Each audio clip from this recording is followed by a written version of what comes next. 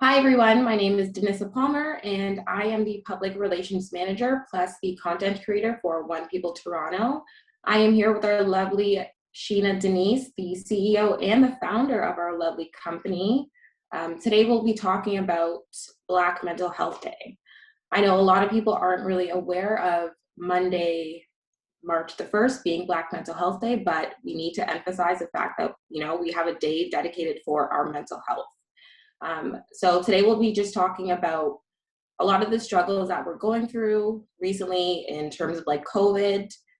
We want to normalize the idea of different spirituality techniques and methods like astrology and Reiki, along with just having conversations surrounding, Black mental health and what it really means to heal yourself and, pull yourself out of that dark place. So we'll be starting our conversation now. So I'll be directing a question to Sheena. So Sheena, we just want to know, what does it look like to heal? Like, what does it look like and what does it feel like for healing? Yeah, that's a great question. Thanks for asking. Healing, I think it's important to say that healing is different for everyone. It feels different for everyone. It looks different for everyone. I think the consensus that we could probably agree on, though, is that healing feels like coming back to yourself, prioritizing yourself, being able to make decisions for your wellness, boundaries, prioritizing what it is that you need from the people around you, and most importantly, what it is that you need from yourself. When we talk about healing, I think there's this idea that it is a certain point in time when I think that we're always healing. We're never really done. I think that there's that adage that says, time heals all wounds, which I don't really think is true. I think time really gives us perspective into, the experiences that we've had and how we can use those, experiences when we're ready to help heal ourselves and others. And so, yeah, healing is different for everyone, but it feels like recovery. It feels like rest. It feels like I mentioned, coming back to yourself. Definitely. Great answer. So you did mention that healing, when you're healing from within, you also have to look on the outside as well. I know a common misconception in the Black community is that, you don't really have to talk about it because you don't really need to deal with it because it's not considered like a real illness.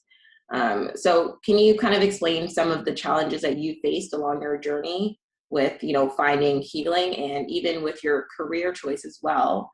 Did you receive any backlash from your outside your family in terms of you like continuing your journey with that? Yeah, thanks for that great question. There is, I have come to the understanding that, personally anyway, that healing of course starts with yourself, right? But we don't, just like we don't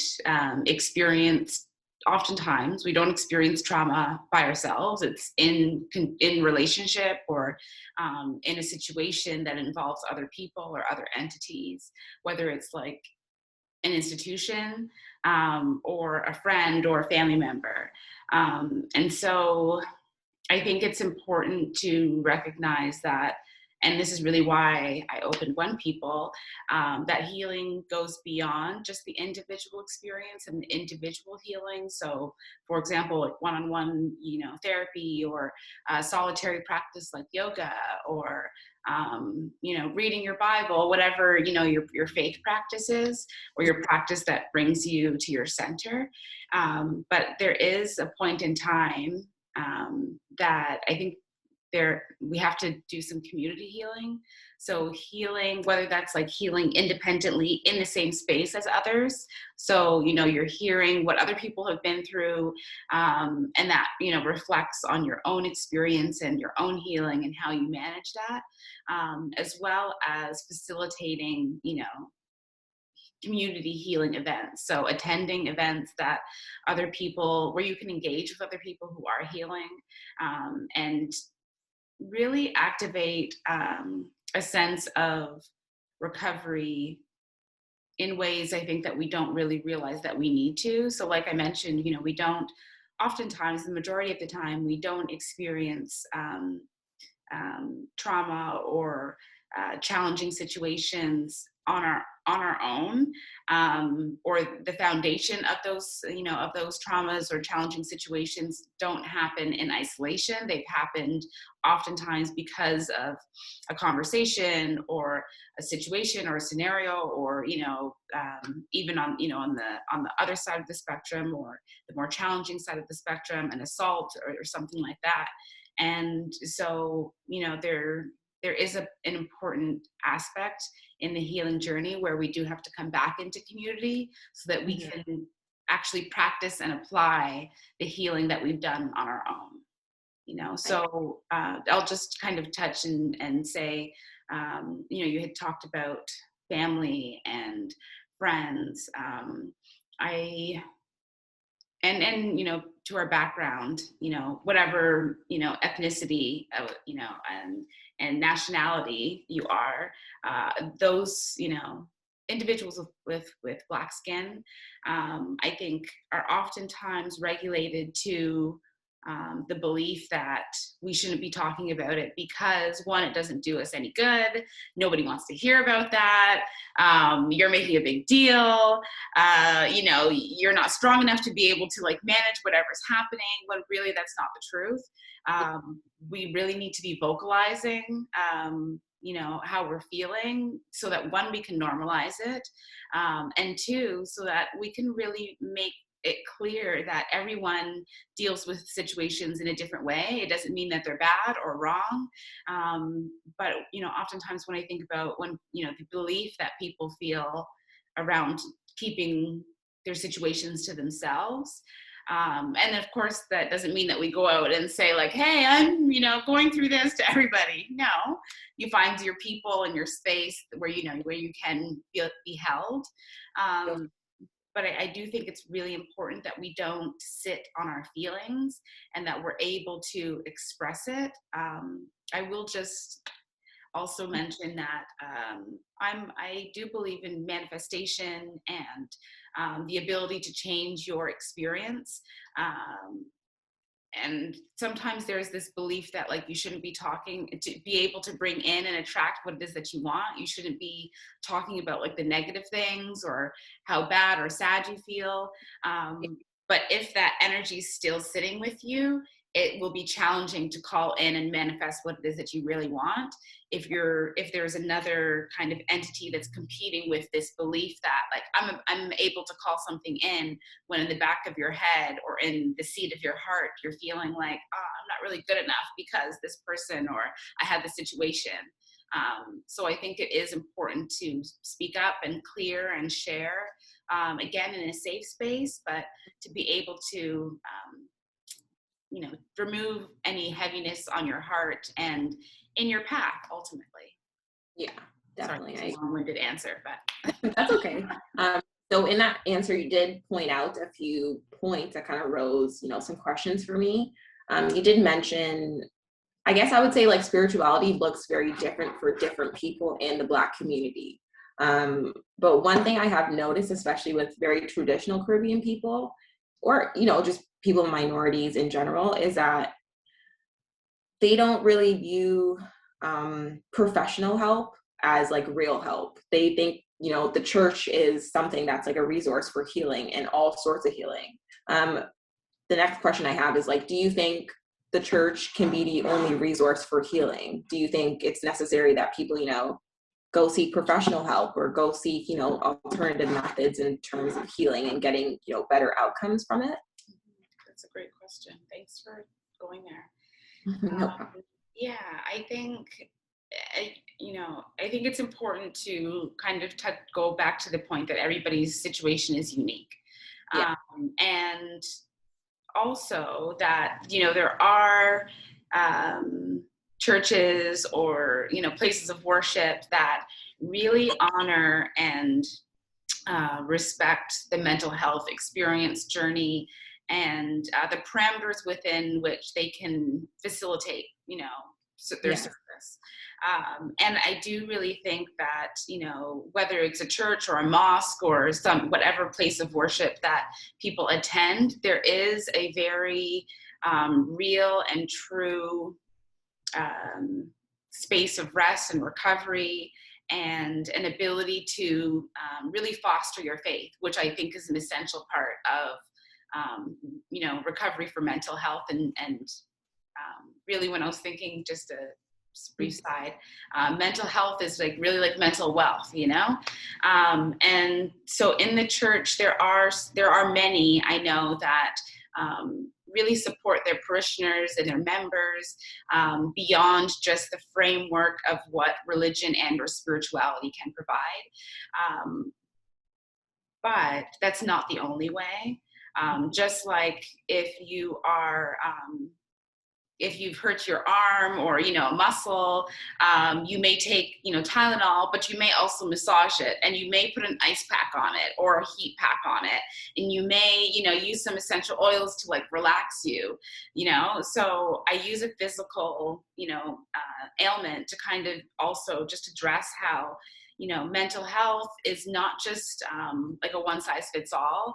And the church, while they or any place of worship, while they have so much support available to the people that follow. One, not everybody is in the environment that may support that. So whether that's in the church or the beliefs or the people that are there,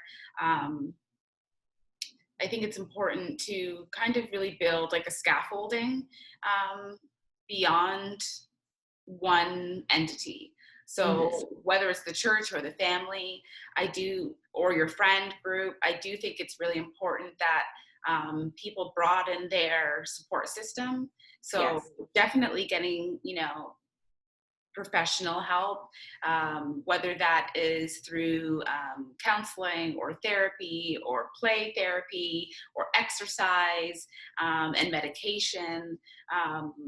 As someone myself that took medication for several years, and I really do think it's important for people that are in a point in time where they have to either balance their chemicals or the chemistry, and get themselves to a place where they can really feel like they're in a space of recovery. And I know the medication journey isn't for everyone, but it's kind of to really show that there are I really think the scaffolding piece is important. Yeah. And it's not just the belief that church or prayer will heal everything. It doesn't really align for me. I think it has to be a dual or multiple, really layered approach to healing, to wellness. And that's not just for mental health, that's for all health, but specifically for mental health. I would agree. So you did touch on something. So the idea that I would say you're mostly supported in like the spiritual alternative world. So healing methods like Reiki and tarot and astrology. With that being said, and you also said you took the journey with the medication approach, also with healing yourself as well. With that being said, did you receive any backlash, like from your family or just people looking at you like, whoa, this girl is like a witch, or she's crazy, or like something's off? Like, how do you feel? Do you feel like that affected you in, I guess, how much you really put yourself into, that area? Yeah, thanks for that question. I definitely had, yeah, some feedback is the nice way Yes. to put it, around, people like, what I was doing, why I would do that, why I was attracted to that. It's because, all of those things have become more trendy, so to speak, in the past a few years. I've gotten less of those questions. I will still say though, I do get, it's very clear when people don't feel comfortable, or I don't do that, or you do that. Oh, okay. And then so there's like a sense of like, I don't want to either engage with her or, Very I want her to standoff, treat me, sorry? very like standoffish attitude Yes, usually. yes, Yeah. exactly. But I will say, for example, I got my first deck of tarot cards at the age of 16, and it was very clear that it was something that I would hide. So, Yes. and so I didn't really share with family or even friends really at that point. It was really just a practice for myself, just like astrology and Reiki was. And then I think my mom ended up finding my cards at some point. And then it was like, oh, what are you doing? Why is this in my house? Not Yeah. really, yeah, and not really understanding or realizing that my mom, had had her own experience with tarot and reading. Oh, Yeah, and so in the 70s, she actually learned from a Romanian woman how to read playing cards, which is something oh. that I haven't learned to do myself yet. There's definitely a skill in that. And she, even outside of this experience, my family is very spiritual, religious too, but spiritual. So we talk about our dreams and numbers and numerology and when people were born and that sort of thing. But when I had my cards, I think it really for her brought up her own personal experience in which she had read a passing and not had expected to at all. The story goes that she had she was attending a Christmas party and in the 70s, and so this is the time where she had most recently immigrated, and so at the time the majority of people, you don't really have your family around, so it's all of the people from your community that most of their family is back home, and Yeah. they're just kind of getting together and finding their crew. And Yeah. so she had actually she had a cousin that was here, and her cousin had a few brothers and sisters, and so she was reading their cards, and so of the same family, kind of the same card kept on coming up, and she tried to play it off like, oh, maybe somebody's sick, but that's weird because everybody's here. Yeah. The next day they got word that their brother in the Caribbean had actually passed away the same night when she was reading the cards, and it was really like a sudden passing. They would have never known or guessed or had the awareness that this was happening. And so just kind of going back to her experience, I think it really shocked her that, one, I just naturally gravitated to this. And so at first she definitely didn't want to have that in her house, didn't want any readings, whereas like I would slowly start to do readings for friends, my sister, and then slowly my mom kind of came around, and my grandma, definitely. Wow. Yeah, so and it really, I think the important thing to mention about specifically about tarot readings Mhm. is that, one, it's an ancient practice.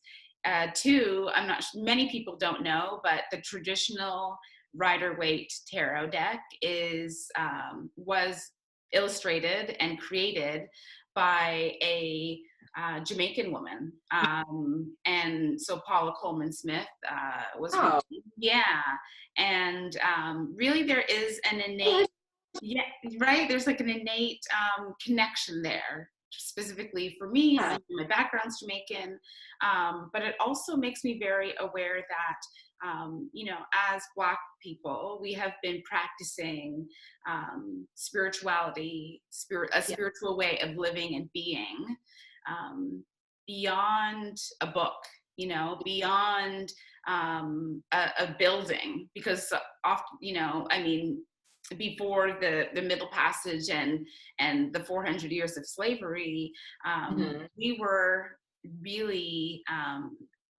spiritual, innately gifted beings. We still are, of course, and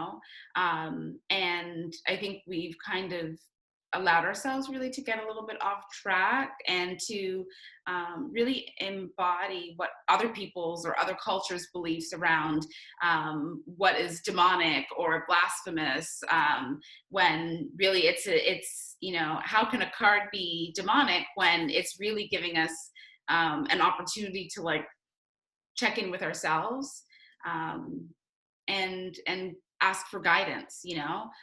So to me, doing like a tarot card reading is no different than seeing a number that repeats, you know, on the clock or whatever. Oh, it's 11:11. Let me make a wish.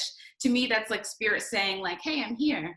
Yeah. Let's, you know, and the tarot cards are only a tool. So I don't necessarily need the cards, but I will say, as I've, you know, grown my intuition, um, there is, I think, a safety in using the cards for people that, you know, sometimes when I'll read people or have a session with someone, if the cards aren't there, there's like this need for people to ask, like, well, how do you know that? Well, where's like the external evidence of like what it is that you know?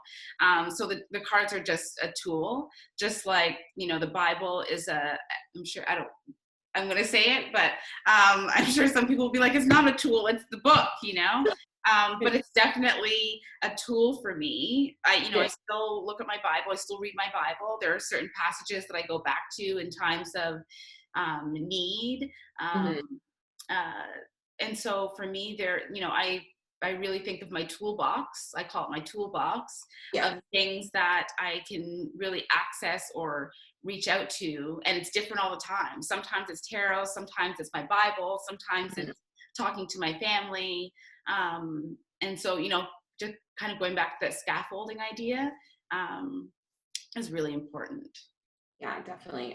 You outlined something that I can actually, I would say I relate to that a lot. My dad is very spiritual, and my mom she's spiritual, but she's very religious. So she's been a Christian for almost a decade now. And my dad has always been very, very spiritual. So he's always taught me, if you see numbers in the same consecutive, time over and over again, it means something. He's like, numbers of each date or anything significant that happens, add up the numbers, just that kind of stuff.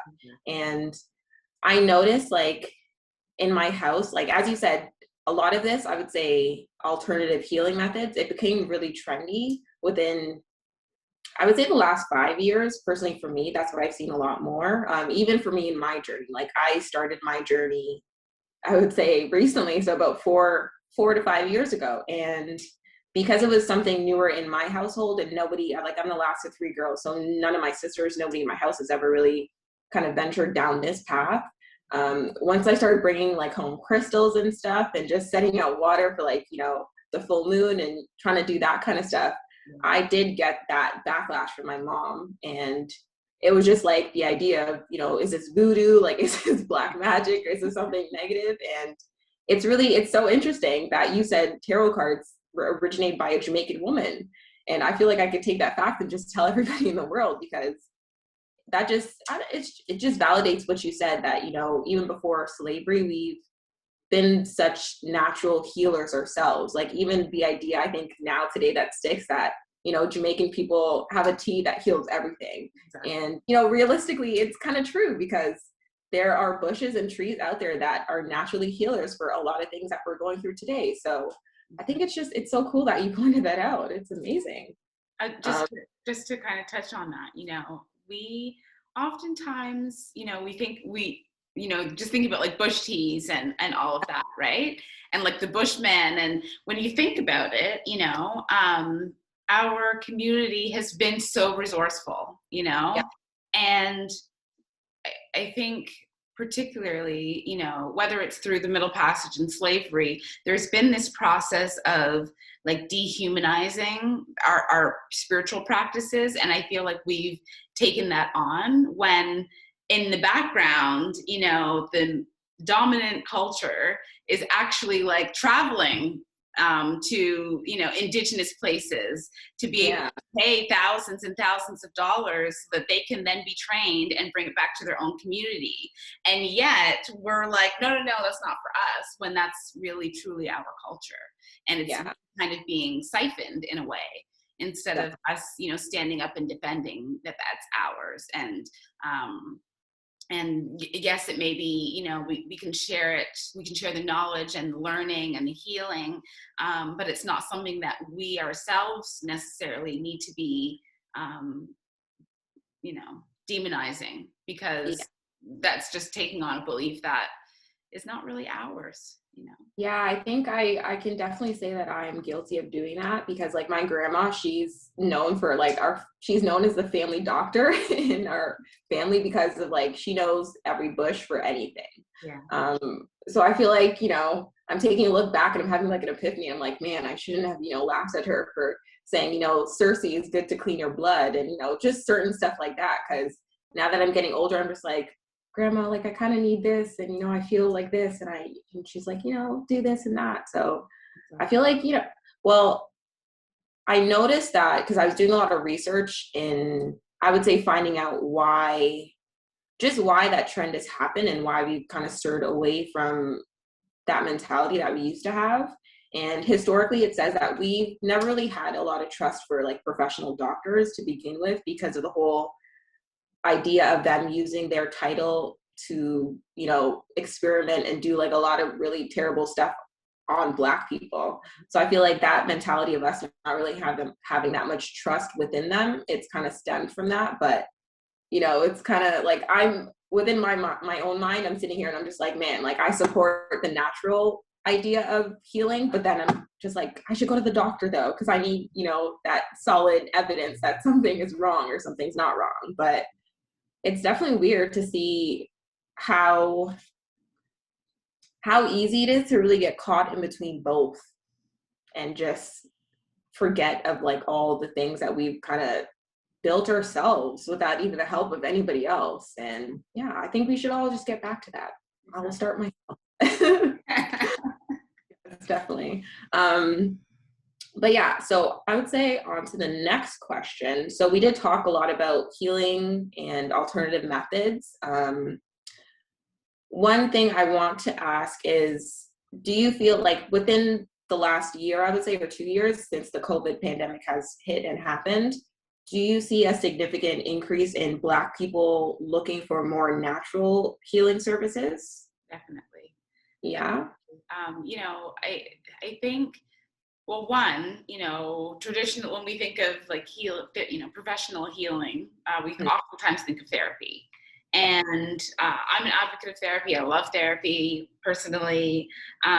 There is that kind of disclaimer of like, you need to find the right person. So I think sometimes if people have accessed therapy and it didn't go well, there can be this kind of belief of like, I don't want to do that again. I don't want to tell people my stuff again. And there, particularly if you've gone through the system in some sense, there's this practice of where you have to kind of tell your story over and over and over again before you even get to the person where you're sitting with for an extended period of time. So that's one thing. The other thing too around therapy, just professional, before I get into the alternative, is that, unless you have benefits or insurance in some way, you're going to be paying that out of pocket. And for the most part, people, if you don't really know the value of therapy because you've been able to go more than 3 times, because things don't just happen in one session, and that's one thing. But if you don't have the means, whether it's benefits, insurance, or like the finances, how can you continue to go on a regular basis to be able to see those effects? And then the third thing I'll say is that not everybody feels like they're ready for therapy. Not everybody wants therapy, and it's not for everyone. And so I've definitely seen a resurgence or a return to, because it is a return to like alternative ways of healing, spirituality, and really edging away from the organized religion, whatever religion that is. I was watching something the other day and they were talking about how, when we go to a place of worship, and to me, worship is, places of worship are really about community, ultimately. But we've kind of come to this practice of going to, a place of worship to be able to hear the word of God from an external source, when the practices that I do, whether it's astrology, tarot, or Reiki, is really kind of like bringing that that source to you, and allowing you to be able to embody that, that God source, Um, so there is definitely a resurgence.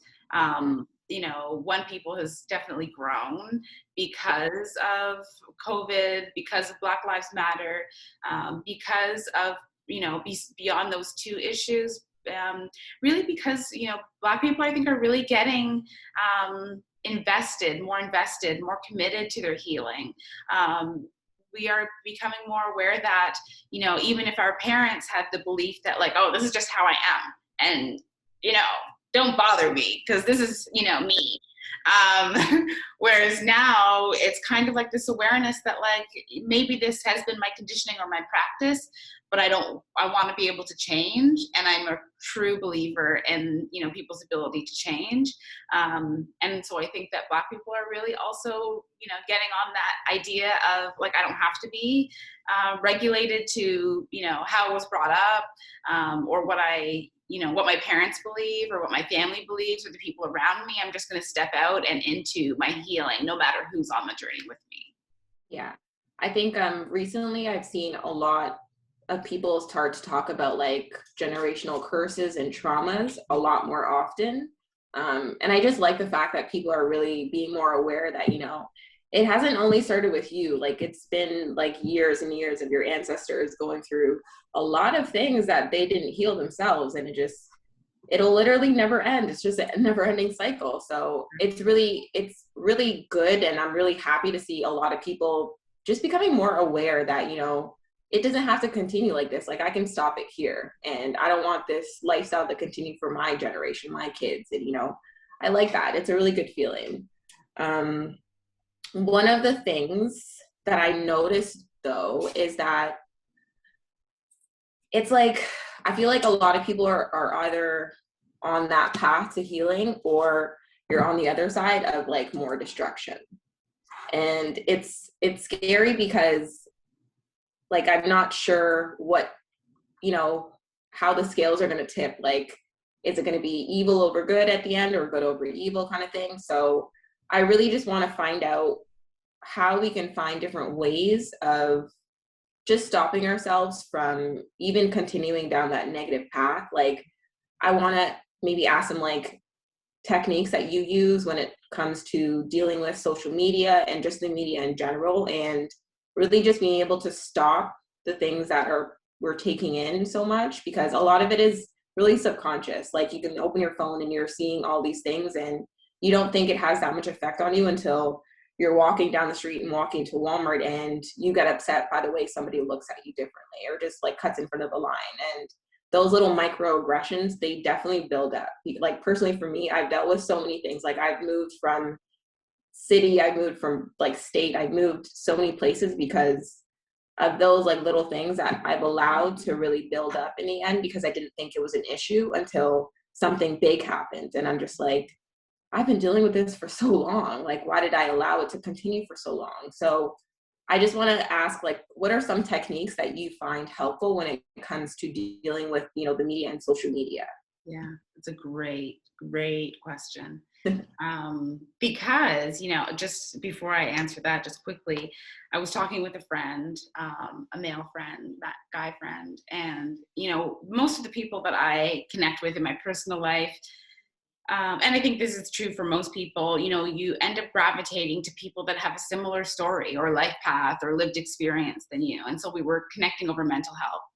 And I was really sharing how I needed to, particularly between, October, November, and the beginning of this year, how I really needed to take time off of social media, or at least regulate my, how often I was on social media. Because one, as a business owner, it's a little bit challenging when, you're trying to run a business and then you also, want to disengage from the very real impact that social media has, right?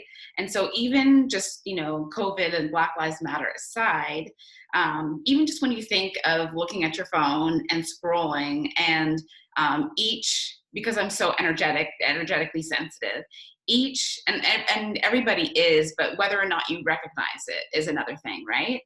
And so each person's like story, for example, like I've stopped really, unless I have the capacity, the mental capacity, I've stopped looking at people's stories, because, as an example, if that person is in, like, maybe they're awesome, excited and joyful, that's great. Then the next, story is from someone else who's having a really hard time and really being, really emotional, which is fine because that's where they're at. And then the next story is something that is also, information ultimately that your system is having to take in and having to really synthesize. And it's very likely that you're not processing it, but you are consuming it, right?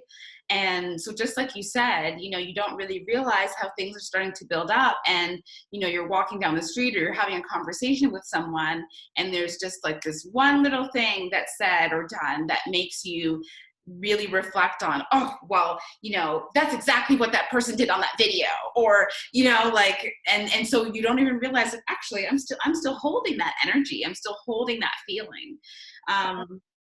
And so I will say personally, I have done a few things. So I mean, I still watch people's stories. More oftentimes it's people that I personally know to see what's going on with them. Yeah. Or if or if I'm in a space where I feel like, okay, I have the, the capacity today, or the wherewithal today to, see what other people are doing, because I follow people because I want to see, but when I'm feeling energetically overwhelmed, or sensitive or emotional, I definitely edge away from people's stories. Even just going on social media in general, I find Facebook to be a different entity, even though they're owned by the same people, to be a different entity than Instagram. So I really have avoided Facebook as much as possible. There are times where I'll still post, but I'm not actually on Facebook. I will post from something to share something, but I don't actually go on to take in what's happening or what people are talking about. And then of course, another thing that I've done is actually putting an alarm on my phone. So like kind of like 6 times a day. So like 10 in the morning, 12, 2, 4, and 6. And those are like intervals where I check like my Instagram or, my social media or whatever. So I'm not constantly on my phone and constantly taking stuff in, but rather I'm focused on putting stuff out, because when you think about how much we take in, and if we're not talking about how we're feeling, if we're not able to actually, rather than be the consumer, be the person that's sharing information, we're overloaded and we don't even realize that we're overloaded. So those would be like the 3 things. So reducing the amount that I check people's stories, regulating the time frames that I end up, checking my phone at all. Those definitely.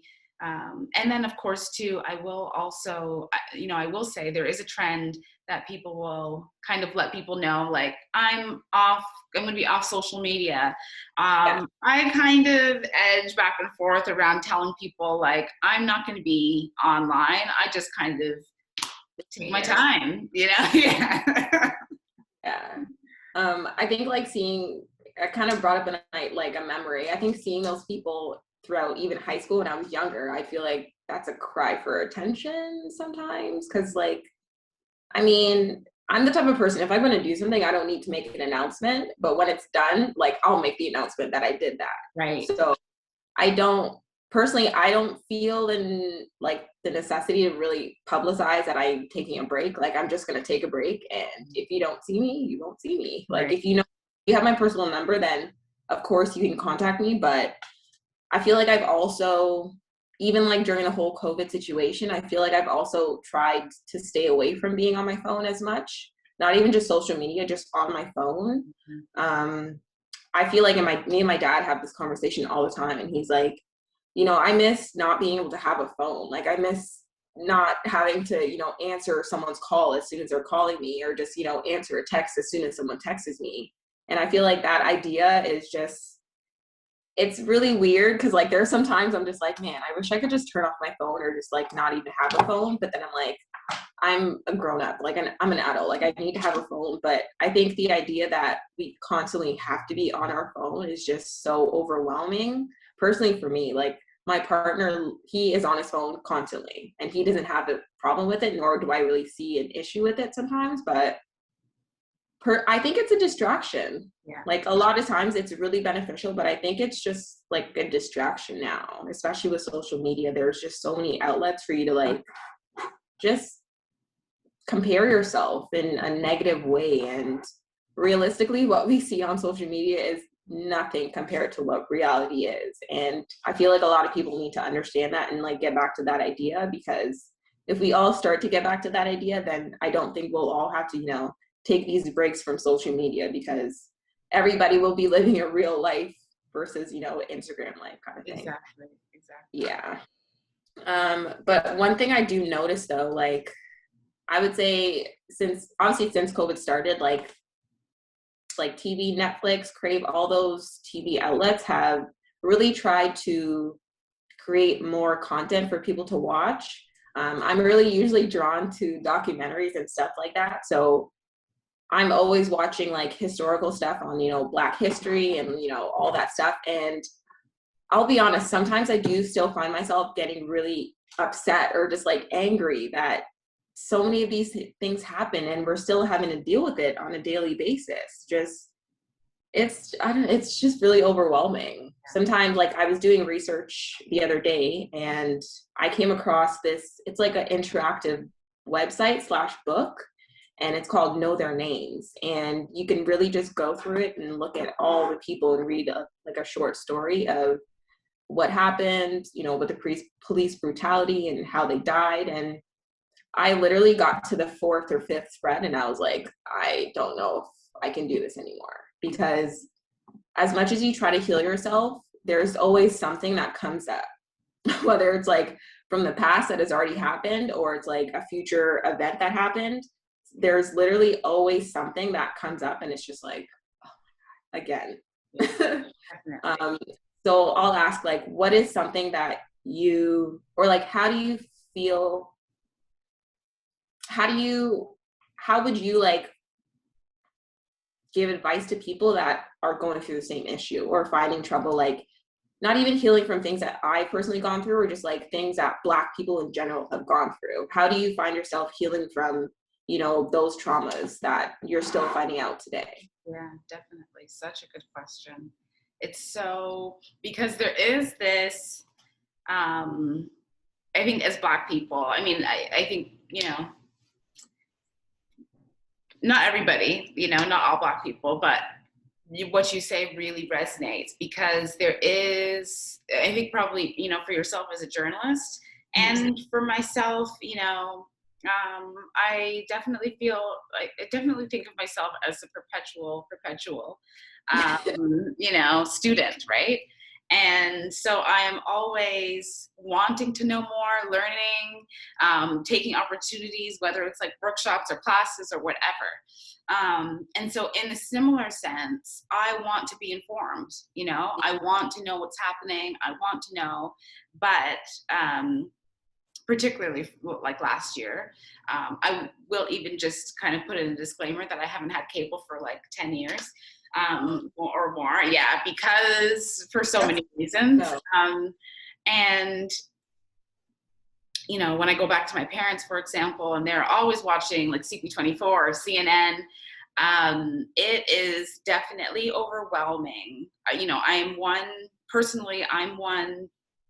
that wants to know. I want to watch the movies and hear the stories, and but there is a real danger in holding on to that, you know, and not being able to process it. So a few things. I think it's important, one, to be able to not just consume the content, but be able to like share what you've consumed, you know? So whether that's like on sharing on social media, I think the best thing for me, or the thing that I feel like has really helped, is to be able to facilitate conversation with other people about what I've consumed, you know? Okay. So whether we watch something together, or I've read something that I then share with like a friend or a family member, or a client even, to be able to kind of facilitate that ongoing discussion. So I'm not just left sitting with what I've just taken in, you know, and for me to then process on my own. I think it's really important to have some kind of discourse around really what is happening. And then as well too, of course, kind of always comes back to the healing, you know? So being aware that everything that we're taking in right now, particularly in the past year, and it will continue. And I mean, it's not just the past year, obviously, but it's become intensified in the past year. And so there's definitely sometimes like this, you know, I've heard like, I don't want to talk about that anymore. I don't want to hear about that anymore. And I get that. You know, it's kind of a slippery slope. Yeah. I think it's important that people are able to share what it is that they're consuming, and to be able to at the same time facilitate healing. So for example, you know, when I host like Reiki for Black folks, and that's, you know, every Wednesday generally, in the evening, it's important for me to facilitate healing, so the healing session and relaxation, and then also to bring in, while we're in this space of relaxation, bring in the energy and the commitment of sending and sharing this healing and this state of relaxation with the rest of the community. And so like that would be one thing. I think it's, you know, just to reiterate, I think it's important that one, we're continuing to learn and hear and listen, but also making sure that we're taking the time for ourselves, what, you know, healing, to have conversations, to reconnect, and to be able to like actually process those emotions and thoughts and experiences out of our body. Definitely. I definitely would agree. So one of the next points that I came across is, I would say, more surrounding the mental health stigma in the Black community. I did come across a lot of articles and videos about a lot of celebrities becoming more aware about the mental health challenge that they face within themselves. So I idolize a lot of Taraji P. Henson and Keke Palmer. Taraji P. a lot because I feel like she's a phenomenal actress, just to begin. But she has also gone through so many challenges and obstacles in her career and in her life that have, like, I had no idea about. And it's really sad that people can go through such horrible, you know, challenging times in their lives, and we don't really think or know anything about it until they are vocal about it. And she pointed out an idea that, you know, Black people and Black women especially, we have been expected to live up to this title of being a superwoman, like a super Black human. And I feel like not even just women, just Black people in general, I feel like everyone in the world has kind of forced us to have this tough skin that we necessarily don't kind of, I mean, it's always great to have tough skin, but to what extent, like, do we have to continue being strong? And I see it more and more every day, that the expectation that we have to continue dealing with these things, plus dealing with their everyday lives that are a lot more challenging than any other minorities, for sure. And we still have to create this whole strong mentality that, you know, we're resilient, we're strong. But I like the fact that she pointed out that in order for you to actually be strong, you have to be vulnerable. And I really resonated with that, because a lot of times, even me dealing with my own personal mental health issues, I wasn't vocal about it a lot with my family until it got really bad. And then they started seeing more physical changes in me, like me not being able to get out of bed and stuff. And I played soccer for most of my life, so about 15 years. So for me to go from playing soccer like 4 to 5 times a week and then not to be able to get out of bed sometimes, it was really weird. And they couldn't understand me, because I also couldn't understand what I was going through myself. And I didn't vocalize a lot of it because I really just didn't know what I was going through. But I do want to emphasize the fact that, you know, talking about your mental health problems doesn't necessarily make you weak. It makes you extremely strong, that you're able to show yourself in a different light of being this strong person all the time, and actually, you know, seek help from other people around you. Like, I didn't understand the term. Like my sisters always used to be like, we're here to help you kind of thing. Like just talk to us, especially my eldest sister, because she works with kids, so she is very observant. So she kind of seen more of it earlier on. And she would come to me and she's like, if you want to talk to me about anything, just talk and stuff. And I'm like, what do you mean? Like, I don't want to talk. Like, but I didn't want to talk about it because I didn't want to seem weak. I didn't want anyone to really know things that I was going through, like behind closed door, because for me, I just don't want anyone to use it against me in the future. And that was always something that stopped me from sharing my challenges and my struggles that I went through. But the older I get, I realize, and you said something that people, it's really weird, but people really connect by the traumas that you've been through. The girl, I recently moved, and the girl that works downstairs in the Starbucks, I think she's Trinidadian, and I met her maybe 2 times, and we were there talking for about 20 minutes about just like racial issues that she was dealing with in Burlington. And that's maybe 45 minutes away from here. So it's really weird to see so many people still dealing with this on a daily basis. And you don't know about it until, you're walking into random places like Starbucks and you're having a full-on conversation with a girl you just met like 2 minutes ago. But I think once we start having more conversations and like just that situation in general, the fact that we were both comfortable enough to, talk about things that we've dealt with and we didn't even know each other, like last names or anything, I think that opens a door for everybody to, feel a lot more comfortable in talking about it. I think we really just all need to get more comfortable with talking about mental illness. And I think once we start those conversations, then we can obviously start the healing process. But for sure, I think conversations are the most important part of it. Yeah. I have to say, I love to hear that you had this conversation with someone just impromptu, right? Yeah. Because I oftentimes I recognize I've been writing this kind of like this essay on like, I want, and I think because, I come from this Caribbean background where, like when I go to Jamaica, everyone's like, hi, ma'am, hi, miss, hi, sir, and people don't know each other, but they want to respect you, first of all, and they want to acknowledge your presence, whereas in North America, because that's where we are, there is this belief, I think, not just with, communities outside of the Black community, but even within our own community, there's this sense of distrust. Like, I can't say hi, I'm not going to acknowledge you, I'm just going to look the other way if you look at me.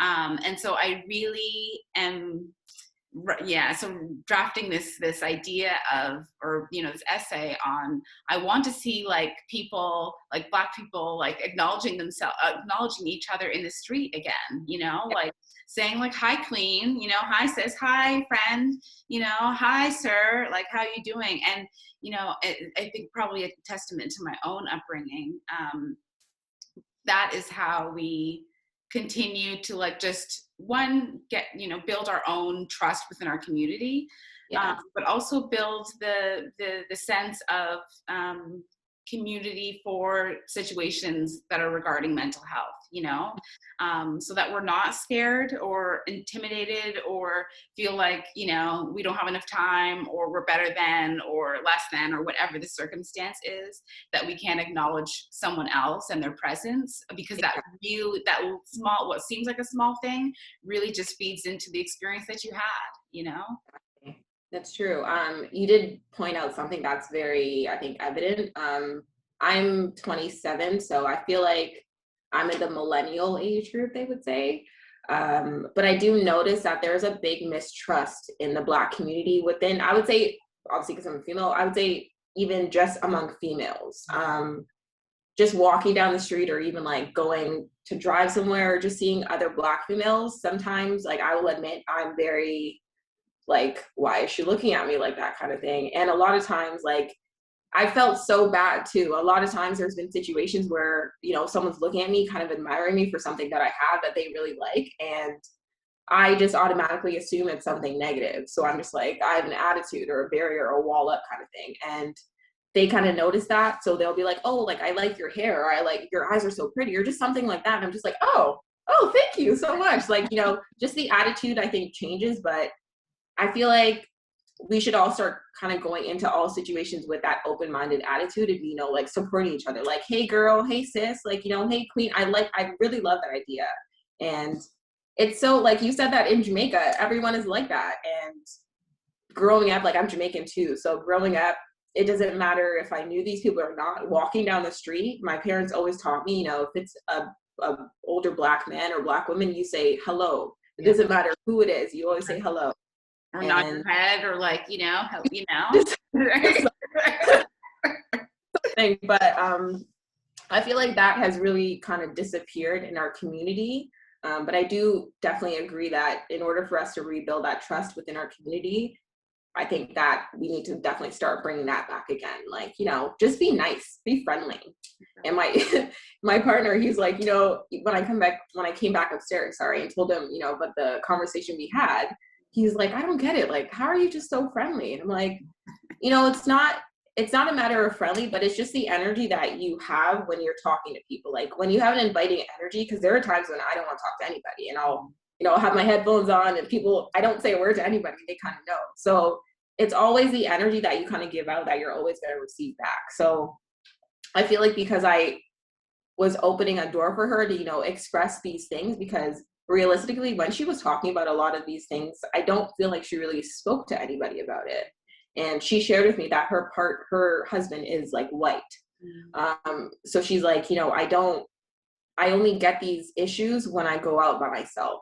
And she's like, when I go out with him, it's completely different, to the point where I'll come home in tears from, you know, going through something traumatic, and he's just confused because he doesn't understand, because, you know, I don't get that treatment when we're together. And it was just like, it was really, I don't know, it was really hard, but it was really enlightening to see her get so passionate about this, because I know this is something that she's going to have to deal with for the rest of her life, let alone, like, of course, when they decide to have kids, those kids are going to have to deal with those issues too. So I feel like we need to just really start creating a safer space for our future children, because this idea of racism is definitely not going anywhere anytime soon. But I do feel like Black people, we only really support each other when it comes to other races, like damaging us, or, you know, trying to harm or hurt us. And I feel like we need to have that unity before any of that even happens, because if people on the outside start to see, you know, more community within more unity within the Black community, maybe they wouldn't be so, you know, motivated to try and separate us by just doing little stuff like that. So I definitely agree. Love that. Well, yes. Do I have any questions? Let's see. But yeah, I feel like we've covered a lot of questions. Is there anything else that you would like to say, or just any advice that you'd give to just people dealing with any challenges concerning mental health? Yeah, thanks for asking. Definitely, I think it kind of goes back to what you were saying when, you know, you were going through your challenging time and your sister was reaching out, you know. Before I say that, is that people don't know what you're experiencing unless you share it. Like my quote is, like you can't see the clouds in other people's skies, you know, unless they tell you that they're there.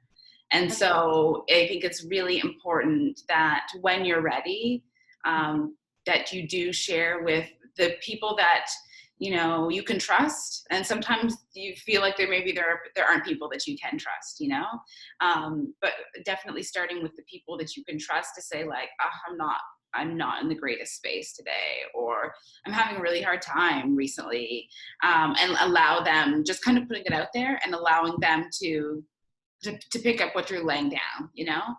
Yeah. And, you know, for those that don't have a community, or don't have a safe space, or don't have that feeling of trust within the people that, or trust, or, you know, expected understanding, because sometimes, you know, your family members are around and those are your people, but maybe they're not educated in mental health, or they don't really know, and so you're afraid to share. It's definitely reaching out to community members, organizations, one people, of course, Yeah.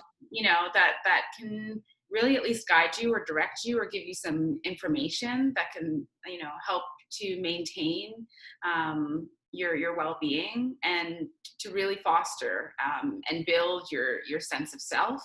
I think it's really important. So definitely, one, taking the time to figure out where you're at, I think, is the most important thing. But also recognizing that we people don't know necessarily what's happening around you. People may sense it, but it's really up to you. It's really up to the individual to say, like, I need some support. And maybe it's like, maybe it's saying, like, I don't even know what I need, but I need something. Yeah. And so starting to reach out. Sorry? Or it's just like, just vocalizing, like, you know what, I don't feel my best today. Like, I feel off. Like, that's my favorite line. Like, I feel off today. I'm not like my full self. So just finding something that fits with you or makes you feel comfortable, I guess. Exactly. Yeah. And then if needed, um, sourcing out organizations or support, professional support, doesn't have to be paid. There are resources around, depending on your region, where you can access, counseling or therapy, particularly if you're in a dire situation. I know there are specific, like, clinics where, it's covered by OHIP, and so that's always an option too. But definitely starting with really trying to figure out where you're at, and then reaching out to begin to reach out to the people that either you feel like can support you, or beyond those circles, so that you can find what it is that can help you to be well. I'm a firm believer in that. You can't really show up in your full self, if you're not feeling well, if you don't feel good, if you don't, it's hard to do well, because I work with students, so I often say it's hard to do well when you don't feel well. Yeah. That's true. Whether that's your grades, or in work and in life and relationship, it all starts with health and mental health, definitely. Yeah, like growing up playing soccer, my dad always used to say, if you're on the field and off the field has to be the same. And a lot, like, as I got older, I realized, like, he wasn't really talking about soccer. Like, he was talking about more your mind and, like, your physical life. So if something your mind is not on and, like, right, then your life is just gonna spiral out, and you're just gonna be like, what is going on? But once both are intact, then it's just free flowing. It's good vibes. Yes, but thank you so much for today, Sheena. This conversation was amazing. I hope that everyone that's watching finds something that we said today that really resonates with them and helps them, understand that mental health is not a challenge that you should face by yourself. There are people literally probably right next to you that are dealing with the same thing. So, just nudge your partner on the side and be like, I'm having an off day today, or, I need to talk to somebody, or just try to find different ways to talk about the things that you're going through mentally, or else you're just going to find yourself digging yourself deeper and deeper into a hole. But definitely, thank you so much, Sheena, for our conversation today. It was extremely enlightening and very fun. Thank you so much. Thank you for facilitating this conversation. And I guess, just to your point, the last thing that I'd like to just say is that there are people out there that can support, where you're at. It's really up to you to say, even if you don't know what to say, I need some support and I don't even know what I need or where to find it. Can you help me with that? So thank you. All right. Thank you. Ciao.